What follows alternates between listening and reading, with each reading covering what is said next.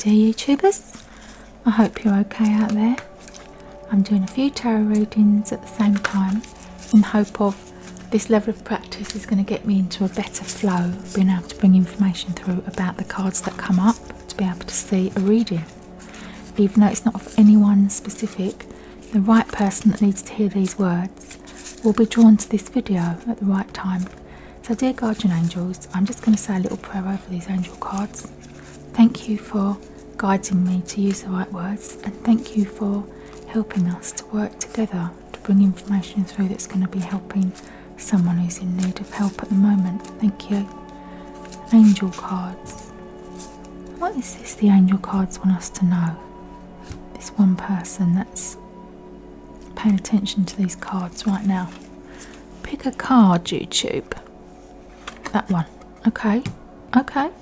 Soulmate. Oh, that's a beautiful card. Oh my goodness, that is a very powerful card, isn't it? Soulmate. Oh, this is the sort of card that people love to ask for when they want to know where their next relationship is coming from. And this is a sort of material concern that concerns us little human beings, isn't it? When we go, oh, I want to know, where's my soulmate? Where is he? Where is she? Where are they? Okay, where are they? How can I find them? Where is my soulmate? It's a great question. And the truth of it is, if you ask your inner being that same question, and you say, what have I got to do to find my soulmate? Right, your inner being already knows the answer to this question, and it will be able to draw you to the right people, the right places for you to be able to find this relationship if that is what you want. Now, I'm not against people looking for soulmates, right? But I don't believe in it.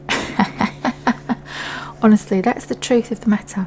Because I think we are all soulmates on a certain level. We are all soulmates. People that we have relationships with that destroy us, try to destroy us.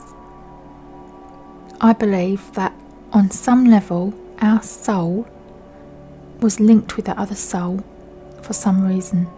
We often don't know what the reason is, but it's taught us lessons. We've learnt things. We've learnt how to recognise a person who's going to hurt us. We've learnt how to recognise not to get involved with someone who's not on the same commitment level as us. And that is what I think soulmate really means. It doesn't mean, oh, find me someone who's going to find me perfect and love everything about me, warts and all, right? No, don't find me somebody who's going to love my faults. It says, find me someone I'm going to be really happy with, that I'm not going to have any, he's not going to find fault with me. She's not going to find fault with me. She's not going to see any faults. She's going to see me as absolutely perfect, and he's going to see me as the best thing since sliced bread. He's not even going to be critical of me when I'm being really annoying, because he's not going to find me annoying, because his soul is going to be linked with mine in a feeling of romance and love that's going to last forever. Now, I love that idea. It's perfect. I don't believe it exists. But if this is what you want, and you want someone else who's also going to be doing that, then you have to make sure you're the person that's not going to be finding anything wrong with the other person. Right? In order to find a soulmate, you have to be a soulmate. And a soulmate means you accept that other person and you love them with your inner being as much as you can, and know that they're bringing you that back, and that there's no friction, there's no criticising of your behaviour, there's no criticising of what you're saying, there's no criticising of what you're wearing, there's no criticising of what you're doing, of how you're being, okay? And the same back. You're not going to be doing that to them. You're not going to be looking at this beautiful human being and saying, yeah, well, couldn't you grow your hair a bit longer? And you're not going to say to her, yeah, I don't really like that blue, I don't really like what you're wearing, can you not do that, right? That's not going to happen in a soulmate relationship. In a soulmate relationship, there's deep understanding between two people of what it is to be human, okay? And I feel it's very unlikely that a first love ever turns into a soulmate. What are the chances of you meeting your soulmate in your first love? But we all do it, and we think of it as love in the first flush of youth, don't we?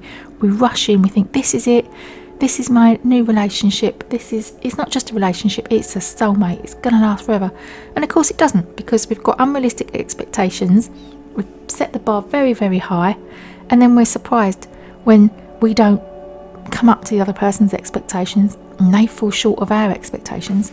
And then as you live through life and you recognise what realistic expectations are, and then you learn to enjoy that, and you learn to love the other person and love someone, not in spite of their frailties and in spite of their flaws and in spite of all the things they can't do.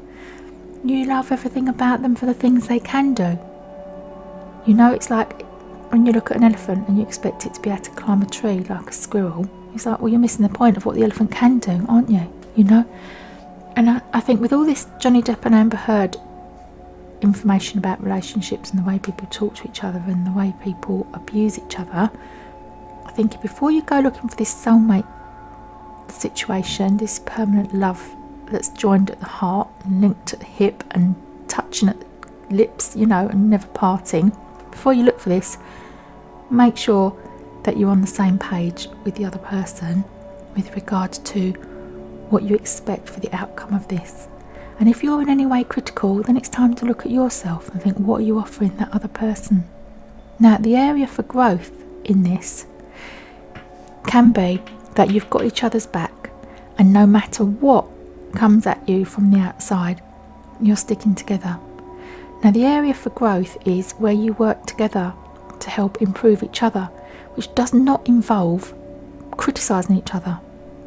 And if you want to criticise the other person, ask yourself why. Ask yourself why you'd want to criticise another person.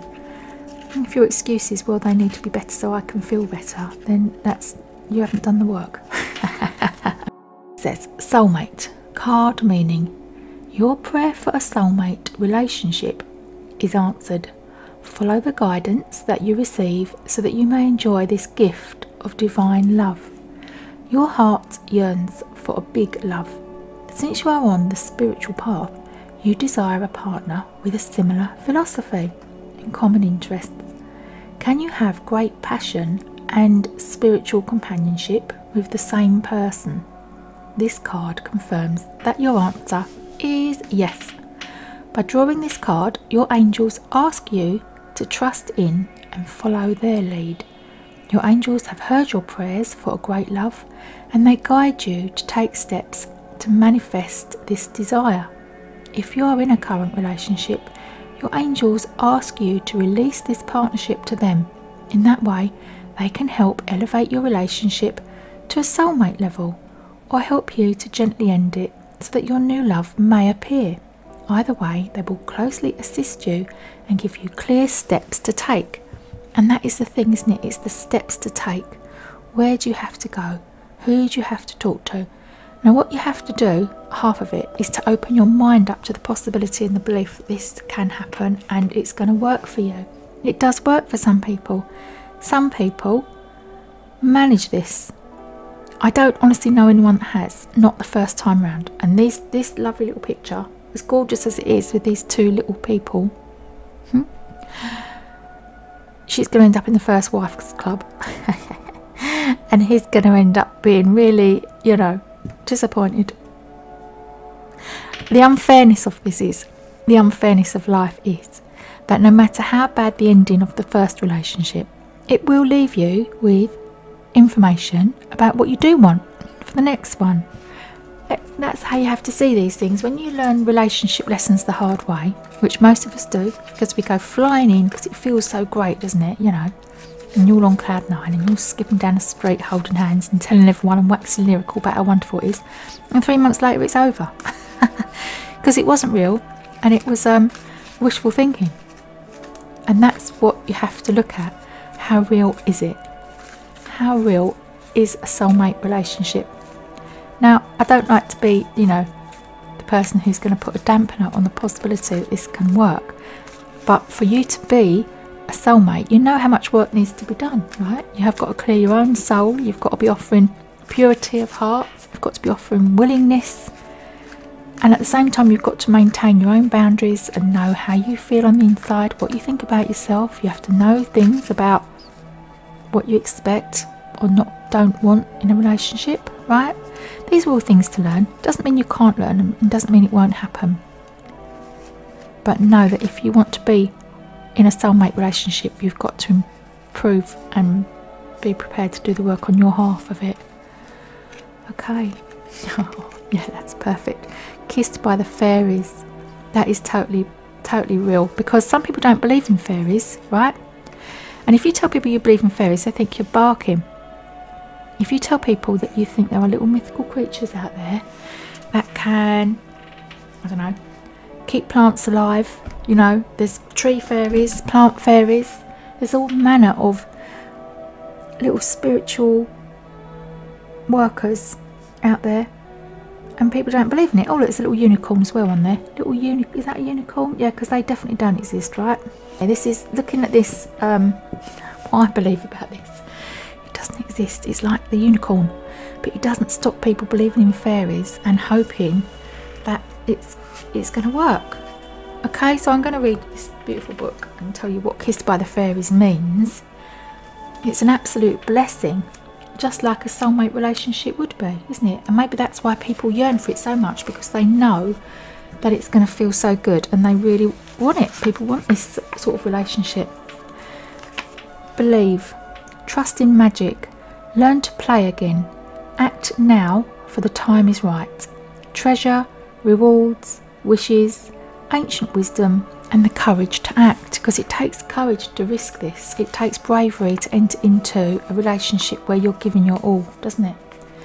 Now this little card reading says the meaning of this Kissed by the Fairies. All the elementals are knocking on your door, asking you to open it and come out and play. An alignment of energy has built up over time, waiting for you to reach the moment and show who you truly are. Have the courage to believe in all that you have learnt about in fairy tales, for it is all there for you to work with. Yeah, exactly. The fairy tale of the perfect love just happening by fate, right? That is a fairy tale, but you've learnt lots of things from the pain of following that fairy tale, and now you can enter into a real relationship that is more genuinely like a soulmate relationship. The wisdom of the elders, the elementals, the spirit animals, and our guides are only a thought and a wish away. They are beckoning you to become master of your life and to use the magic that is everywhere. It really is so simple, and before you know it, you will have been kissed by the fairies too. So take a leap of faith and throw yourself forwards into the sacred circle. The sacred circle, just like I was saying about this cloth, is a sacred cloth for doing spiritual work on, because it belonged to someone, or it was a gift from someone in spirit. So you may reap the treasures and rewards that have been awakened from their sleep. Okay, so this card says it's possible. You have to believe it. Obviously you believe it, otherwise you wouldn't be watching me do these cards. So if you can suspend disbelief and stop not believing it, like I did. I don't believe it, but I believe in the Hollywood fairy tale. I can see how everyone fell for that and everyone got hurt, or most people have had that experience of being hurt. But I can also see how real relationships can happen, that both parties are super committed. They're not just committed on a physical level, they're not just committed financially, they're not just committed emotionally, they're committed spiritually. This is a life and death situation here, folks. This is what you're asking for. It's forever, ever, ever. Here we go. There's nothing more important to true growth than realising that you are not the voice of the mind, you are the one who hears it. Okay, if you start hearing voices, okay, you need to get some help. Thanks ever so much for listening, YouTubers. Let me know if you find your soulmate after this. Take care. Bye, bye, bye, bye, bye, bye, bye, bye.